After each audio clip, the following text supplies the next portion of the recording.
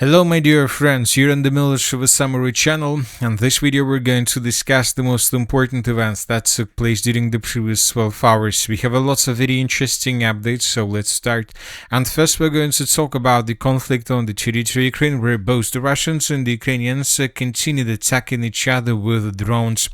Let's discuss everything in details, and first let's talk about the city of Kyiv, because today we received additional details about the situation with the yesterday's attack.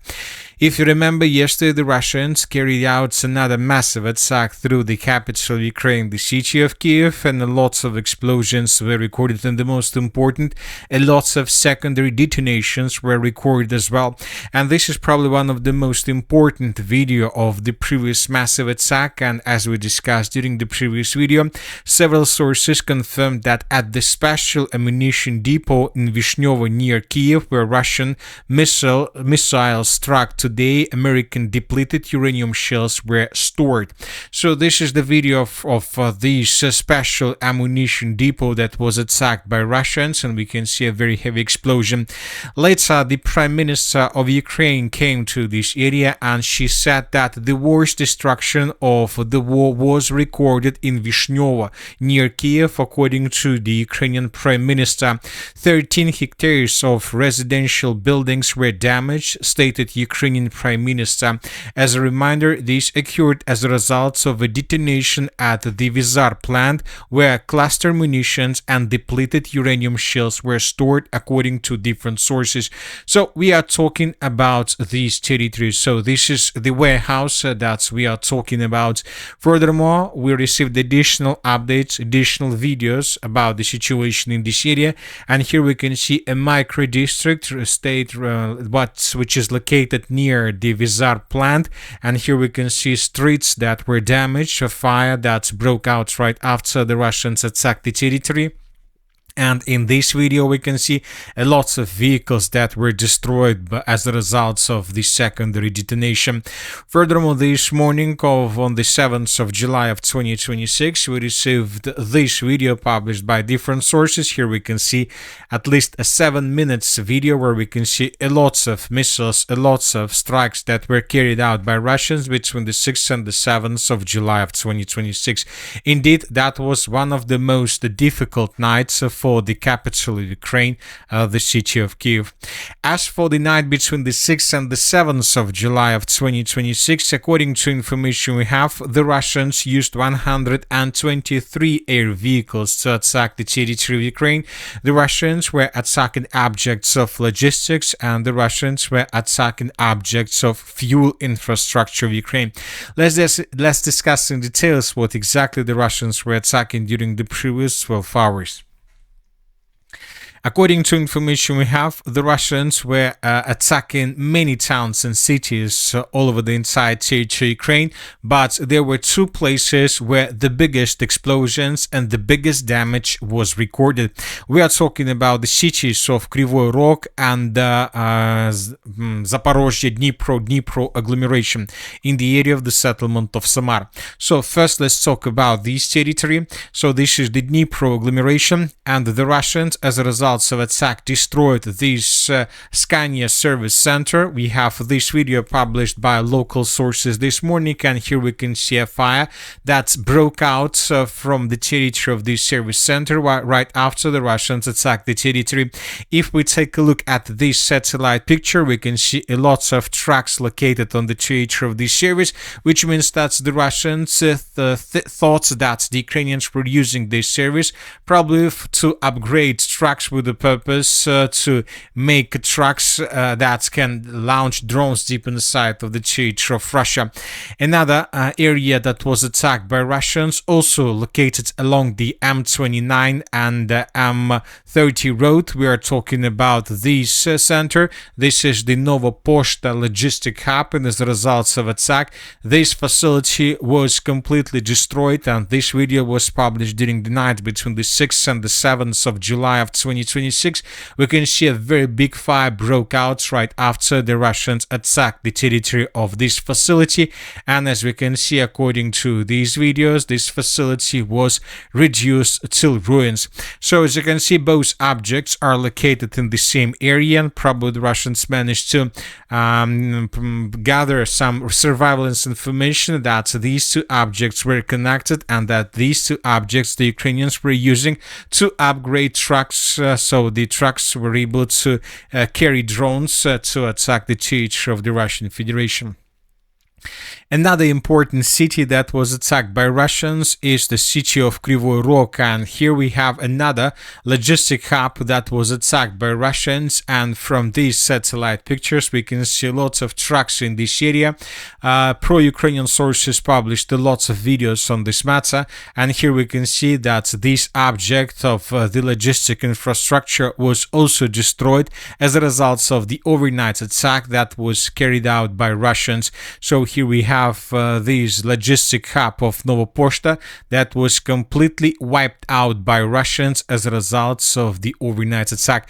And this video was published already this morning, where we can see the consequences of attack and where we can see what's left from this logistic hub of the Nova Poshta terminal.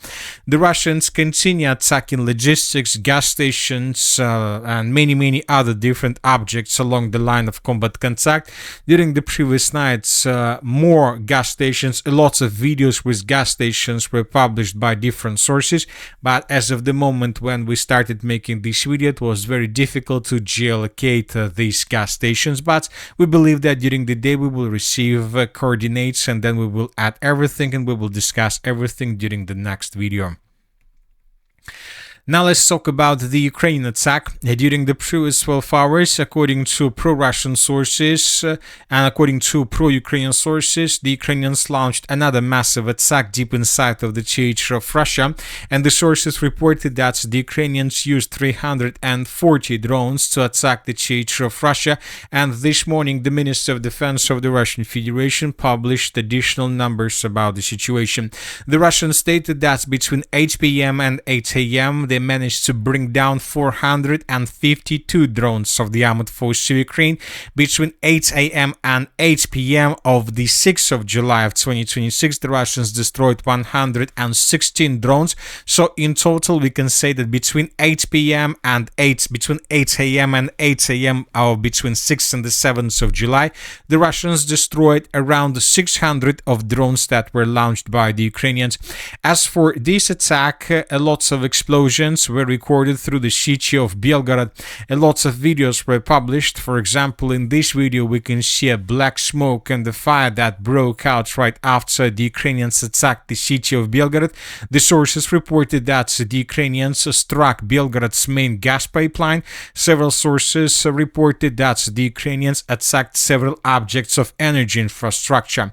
Another important territory that was attacked by the Ukrainians is the Azov Sea. As for this sea, we have lots of very interesting updates.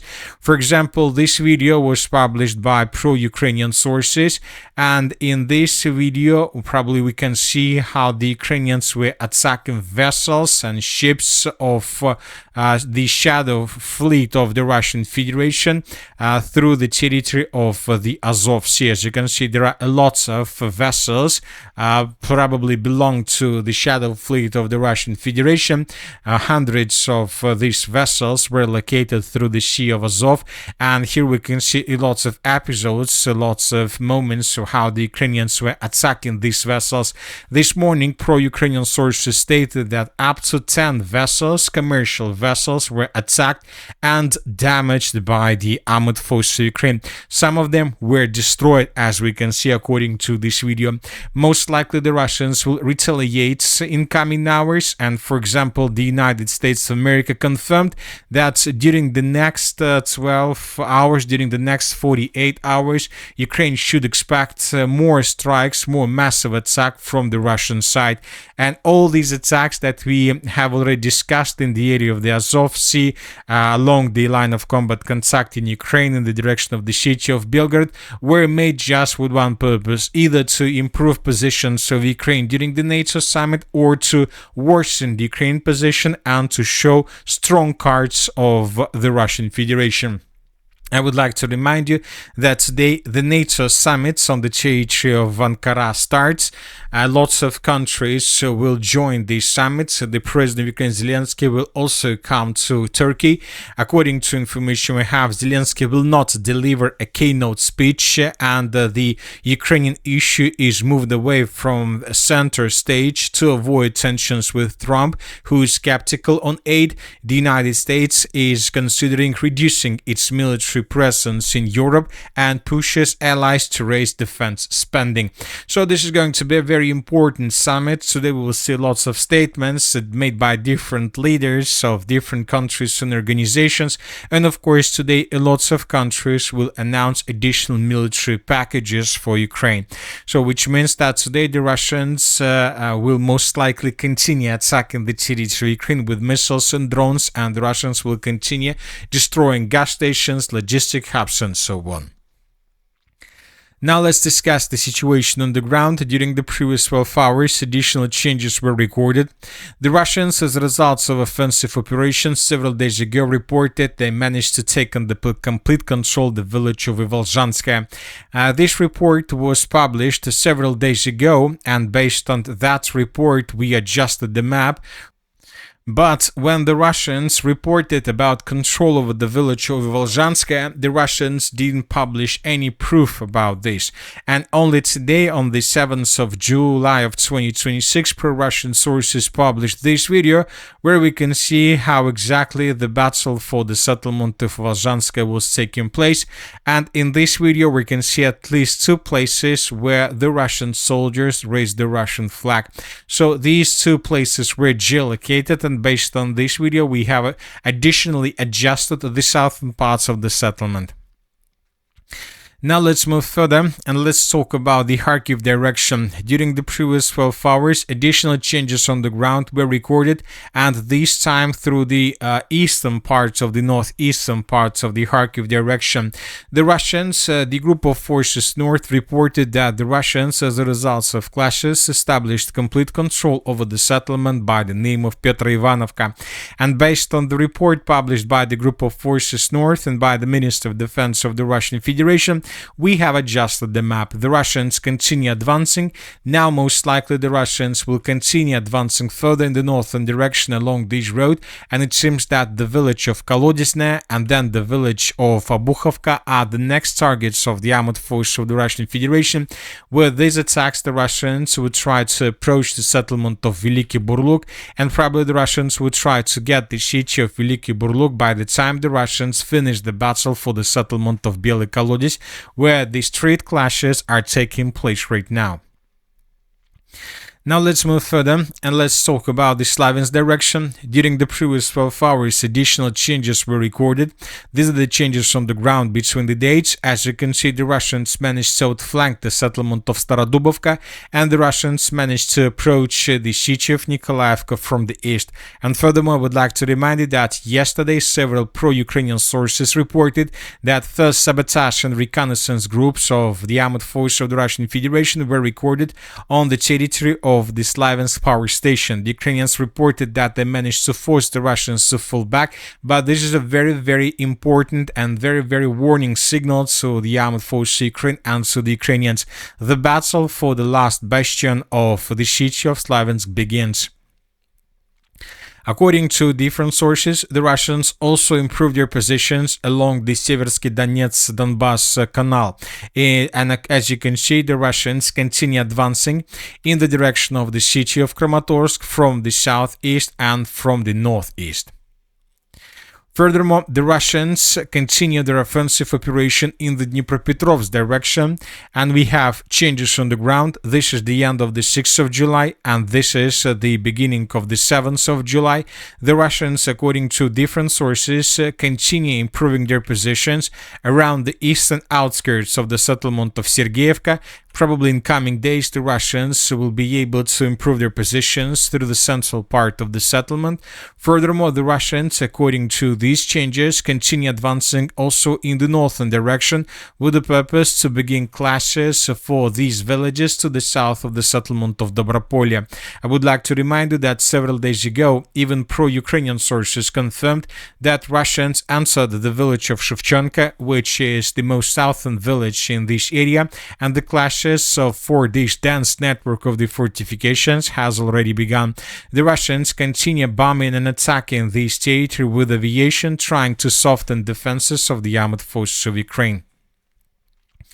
As for the Zaporizhzhia direction, these days the biggest activities were recorded through the settlement of Orekhov.